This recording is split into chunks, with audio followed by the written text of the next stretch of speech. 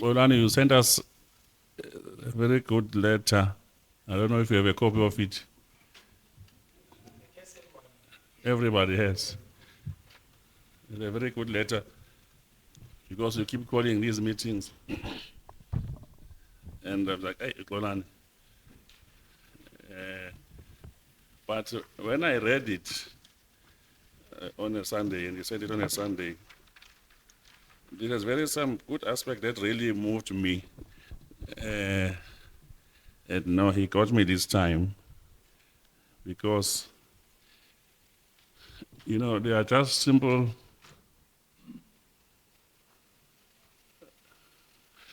simple facts, a few things that you wrote there that got me thinking that our daily problems. And essentially saying that a lot has gone wrong and we've done nothing about it. We seem not to have an idea what to do about these things. Somewhere you say our universities used to be centers of rigorous thought and moral debate and intellectual leadership. They have now been hollowed out by politicization, administrative decay, a flight of serious scholarship, where university once produced critical thinkers, they now too often produce disillusionment and silence. It's so symbolical of what is happening elsewhere in society. But then it says, what do we do, or what should we do about this situation? I don't know, so I'll share some thoughts because I then thought I'll put a few thoughts of mine. How could we possibly confront this situation? I guess there are aspects that will touch maybe on governance, or on governance or politics or business. You can interpret it in whatever way you can, but I'll leave that to my friend here because he talks nicely about classification of these ideas in theoretical form. But I want to tend to look at some practical things that I think should happen. In the area of law and governance, for example, I think we need to come to a realization and accept that our constitution, the Republic of South Africa Constitution of 1996, has some serious flaws, or it leaves some things that are undefined, or that have meaning that is being given to them now, that I think we didn't understand them to mean that in essence. The way, for example, that the courts are interpreting and giving untrammeled access to South Africans' right to stage provisions like education and health to any person who happens to be in this country. I really don't think that most of us will agree that was our original intention, the way that's been interpreted. The chaos that we saw in the schools in Durban, for example, earlier this year. So I think that is one of the examples that we probably need to revisit that and quit being hoodwinked by these people who say we've got the best constitution and they're sitting in their laurels and comfortable spaces, so that if you raise issues that the constitution has got defects, then they call you a constitutional rogue. So you need to confront that. Now, the architecture of the country itself, I think, it's got good parameters in terms of the governance and the way it's set up. It's got, I think it's something you can live with, but it's got areas for improvement. But Olani's letter, an invitation, got me thinking about issues where we need maybe to correct or self-correct in the areas of policy or policy making, and the choices that we make in terms of policies that we have adopted. The issue, once we have adopted those policies, because we do a lot of policy planning and adoption of policies, but we hardly really implement them successfully. Because our country has a lot of good policies, excellent. But I can tell you, most of them have never been really implemented in the way that at least one would think was intended. So that is what has gone wrong. And all that has arisen because the political framework that we have chosen, the way it operates, has allowed a lot of political creep that, in my view, has left us with less than, I don't know what's the word, I think less than ideal players in that space. Now, we've put an excellent constitution, we've got good policies and so on, but we left the door open for the political classes who are going to drive and manage this very vulnerable, with probably with initial good hope that you had the Mandelas and all those old men initially, but that quickly ran out in the first 5-10 years, and then you get phases of younger persons, maybe with our much unmatured political systems, that I could even say have grossly mismanaged the political system for the past 30 years. So the framework is there, but it's not been properly managed. I don't think there's been intentional intent to do bad, but the system has never really matured over 30 years to perform at the level for which it was designed. Let me just give you an example. We make policy choices every year. The president announces the government program. A few weeks later, the finance minister comes and announces how those programs are going to be funded over a period of time, always over a 3-year period. But if you look what has happened over time, it's supposed to be an ongoing program with gradual changes here and there. But what actually happens, each guy that comes, and it's across all levels, from the president to the ministers to the mayors, and all these MMM, whatever they are called, the MMCs, everyone who comes into their program and discontinues what was already being rolled out. And then the program loses the impact, coherence, and its impactfulness. So I'm saying that there was a systematic failure in ensuring that we manage that consistently. But so what is to be done, he asked. I think with the country, or even the province, we really need to come up with a plan. If we want to talk about the province, we need an economic program, a plan for the province to move forward. A plan is generally good. It's going to be developed by business people, by sector specialists in the areas where there are experts. And that plan must be comprehensive, must be long-term, across all sectors, and owned by society. Now, the group that rules or governs, or those that come and run the province or the provinces and the country, must be bound to that plan, and it must not be changeable. It must not become a political football that each time the government changes, and then the plan must change, because it must be the plan for the country. If we're talking about the province, it must be the plan for the province. We are going to do this. We are going to build a highway from Richards Bay via Vryheid to Heidelberg to Joburg for purposes of opening that hub and taking advantage of it. The other one is going to cross from Mozambique to Cape Town this way for what purpose? A new highway to Gauteng with dry docks in Free State for what purpose?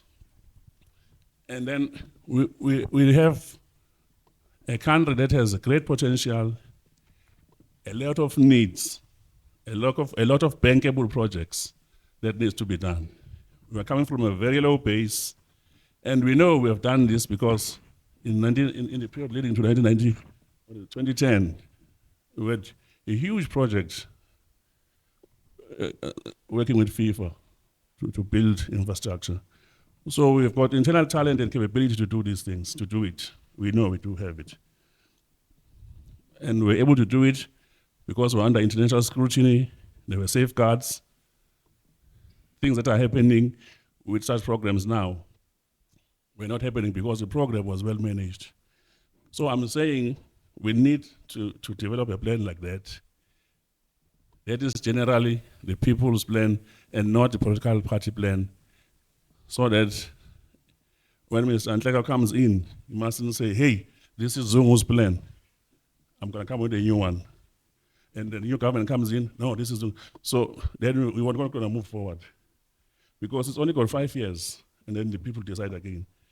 So we need a comprehensive plan like that that can be owned by anyone. Second thing I wanted to talk about, and I'm saying, colleagues, that plan could be provincial, and then it must be specific to districts, because the competitive advantage of the South Coast is different to that of the North. It's different in the metro here. It's different inland. It requires very green, lot of agriculture. We know when we say bankable, so apply competitive advantage. Let's do what we're good at the right time, using the right capital resources. And we devolve it to district level and countrywide. Now, the second thing I wanted to touch on that's very important is the issue of fiscal management. Fiscal management pertains to management of public resources. Obviously, it's an area that needs no explanation, that has got a lot of challenges. You just need to look at the annual report of the Auditor Generals, not only in KwaZulu-Natal, everywhere across the country. So there's a lot to be refined there. I just think we need to be very deliberate about correcting and dealing with this problem and managing it properly, and just control and regulate how public finances are utilized. Because unless you do that, no program will succeed. I think this has been left to units or departments, individual departments, for too long, and a lot of wrongdoing takes place virtually with no reports year after year, year after year. There are no practical, so far I've seen no practical attempts to deal with this problem. I think there's too much wastage of public finances that needs to be probably centrally managed somehow, maybe with a fiscal regulation authority to manage the appalling misuse of public funds that takes place.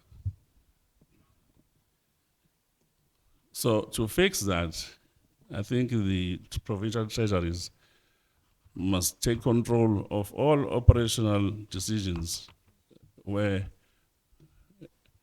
decisions are made for commitment of public finances. And that must happen before those commitments take place.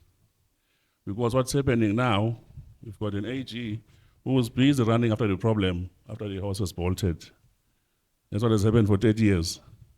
He comes and shouts every year, oh, they wasted 20 billion here, 10 billion here. It doesn't help. We need to put a safeguard before, make sure it happens properly, there's value for money, because that is going to release a lot of resources to do and allocate resources efficiently. So the area of fiscal management requires its own debate, and it must not be avoided. I want to end by defining the posture, the economic posture of KwaZulu-Natal, the contradictions that my brother Swiso raised about the left and the right. But I don't want to define it in those terms specifically. But very practically, you know, if I limit it to the province of KwaZulu-Natal, for example, we should agree that we need to grow the economy, and we need to grow it in the context of a capitalist system because it works. I want to talk about the concept and the notion of private ownership that you must encourage. It's not a sellout or right wing, because private ownership encourages people to wake up and work and produce more. In our context here in rural KwaZulu-Natal, the elements of private ownerships you will find emzini wendoda. If they are cattle, you will find it inkomo kagogo lezi ekabhuti omdala leziya ezikabantu. But that's private ownership. And then ubaba is a symbolical head of all these cows. But he will never just wake up in the morning and slaughter his son's goat without talking to him. Okay. So the concept that our societies are organized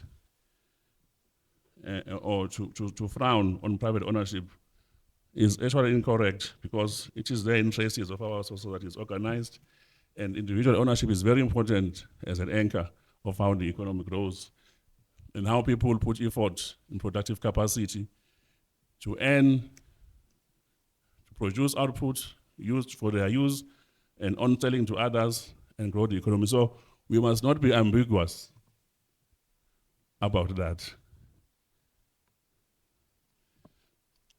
So while it is there, I think we need also to enhance it and organize it properly so that we can deploy and use our resources in a meaningful, coherent, and optimal way, in the way that some of the people, like Mr. Zungu here, have done, organize their resources and prosper. We've got the taxi industry, for example, huge multi-billion business, very disorganized. Individual ownership, taxi, there is private ownership, huge industry, not organized. So we need to organize ourselves better. And where we are not able, I think the state must be very deliberate to organize our society to harvest that. We are, people come from outside here. They've organized themselves. Immigrants from East have organized and taken over all sponsor shops in the townships. They grow in groups to buy bulk, and they've displaced all businesses in our communities because they are better organized. They learned the hard way where they came from, that if you don't form Mbumba and move forward together, you will never succeed. So we need that. Thanks, Papa. I need to wrap up. So we need that. We need to organize that. And let me just rush to make maybe one last point, because time is almost up. Our politicians really in the province and elsewhere, I think we need to help us and help us as society to just tone down the political rhetoric. You need to tone down the political rhetoric, because we are busy dividing Africans and black people for no reason. I think maybe for selfish ends, or to remain in office or to earn office. But the unintended consequences of this is that you then create pockets of those who like you and the others like you, and that we are not able to focus on real issues and cooperate and solve problems. Instead, we take our children to private schools and leave the township. Each one finds their solution, and we remain divided in organizing societal problems. I don't know, without saying we can't do without politics, But you really need to tone down the rhetoric or find a way for it to have a minimum effect in this regard. I think I just want to leave it at that for now. Sorry for taking a bit long.